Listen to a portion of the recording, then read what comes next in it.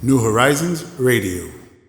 Tanto los demócratas y los republicanos se pusieron de acuerdo. Cuéntame de eso, esa reunión que Sí, algunos han decidido. antes de que vayamos a visitar las visas de Patricia Polanco y ella nos diga cómo llegar a Estados Unidos y cómo quedarnos en Estados Unidos.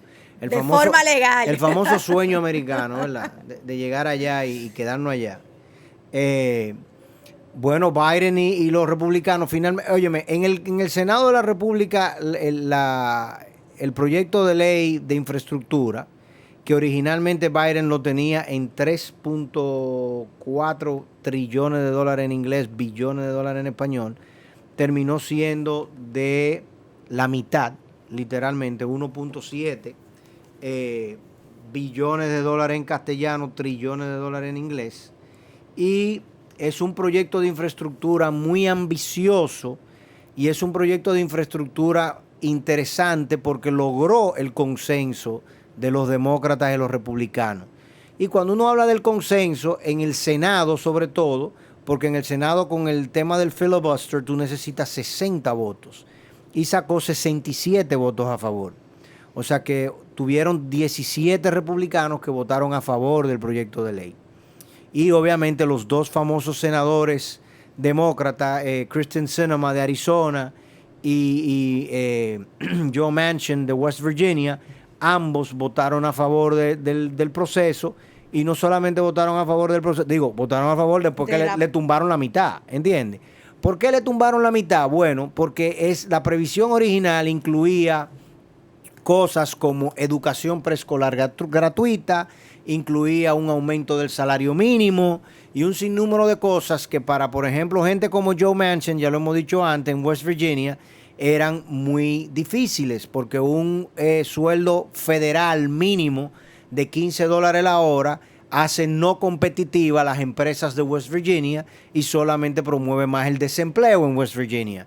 Y como tú vives en una unión de estados, de repúblicas, es como decir República Dominicana, imagínate que en vez de 32 provincias pobres tuviésemos 32 países. Es muy fácil que Pedernales pierda competitividad y las empresas de Pedernales se muden para Barahona o se muden a Santo Domingo y tú generas un desempleo. Entonces, cuando tú tienes un senador y un gobierno en Pedernales intenso, protegen y no permiten que eso suceda. Esa no es la realidad dominicana, pero esa es la realidad norteamericana. En el caso de la Cámara de Representantes, lograron apenas 13 votos republicanos a favor de 170 que habían ahí disponibles. ¿Qué cosas trae ese proyecto de ley interesante? 550 billones de dólares en inglés, 550 mil millones de dólares en español, en 5 años. Modificaron el proyecto y en vez de decir 10 años, 3.4, vamos a hablar de 5, 1.7. Los políticos, es un problema a veces de cómo que tú le dices la cosa, ¿tú entiendes? No es el gato prieto, es el prieto gato. Entonces ya eso cambia y hace que todo el mundo se sienta bien. Entonces, 550 mil millones de dólares para gastarlos en carreteras, en puentes, en trenes. Finalmente Estados Unidos va a invertir en un sistema ferroviario moderno para pasajeros que no existe hoy en día en Estados Unidos, en aeropuertos, modernizar los aeropuertos, en los puertos, que estamos viendo los problemas de los puertos, por ejemplo, en el Pacífico y el mismo puerto de Texas, y en temas que tienen que ver con manejo de agua. Por otro lado, un punto interesantísimo es que van a invertir 7.5 billones, o sea, 7.500 millones de dólares en una red nacional de puntos de recarga eléctrica. Interesante, sí. O sea que, imagínate, 7.500 millones de dólares para que existan en todos los Estados Unidos puntos de recarga para vehículos eléctricos. Y quizá por eso que tú estás viendo que Nissan, Toyota y Mazda se juntaron ahora para ver de qué forma ellos protegen el motor de combustión interna. Henry Ford y John D. Rockefeller tuviesen vivo hoy en día, la mortificación que tendrían, ¿no? O sea, es un proyecto de infraestructura muy interesante que va a generar mucho empleo en Estados Unidos en el tema de las construcciones, en el tema de tecnología. Joe Biden tiene muy claro, y los demócratas también, que, por ejemplo, lo que tiene que ver con los microchips y la producción de chips en Estados Unidos, chips electrónicos, eso es infraestructura. Claro. El ancho de banda y el broadband es infraestructura. Quizá nosotros logramos que, ¿cómo es que se llama este muchacho? Se me olvida el nombre, el representante nuestro que es de Nueva York. Espaillat, Espaillat, Espaillat. exactamente. ¿Antonio o Arnaldo Espaillat? Antonio. Antonio Espaillat. Antonio no es el de aquí.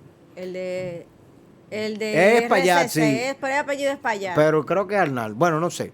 La cuestión es que ojalá hay gente como Espaillat y otros dominicanos que ya tienen posiciones políticas en Estados Unidos logren hacer entender al gobierno dominicano, Adriano Espaillat, ahora sí. Yo sabía que era con A, pero no Antonio. Antonio es el de aquí, amigo de Bauta. Cadena Comercial. No. Antonio es el de aquí, el Tavera, el senador, amigo de Bauta, ese otro. Sí, pero Espaillat es el de Radio Cadena También, Comercial. es otra cosa, sí. La cuestión es que serán primos, deben serlo.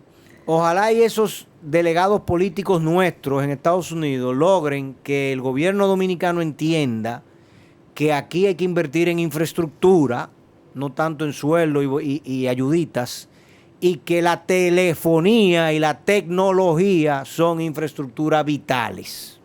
Que el COVID lo demostró, pero el gobierno no lo heredó y no ha querido entender eso. Que el internet no puede ser grabado con un 28%. Que las compañías de internet y de cable en República Dominicana no pueden costear el internet como se costeaba hace 15 años dentro de su estructura de costo y ofrecerlo en República Dominicana a una tasa y a unos precios muy por encima de lo que todo el resto del continente lo hace, y que no tienen que inaugurar todos los años el 5G porque aquí no hay 5G. Ay, qué llamada. Que se dejen de eso, de estar inaugurándolo, y que mejor un día lo pongan. New Horizons Radio.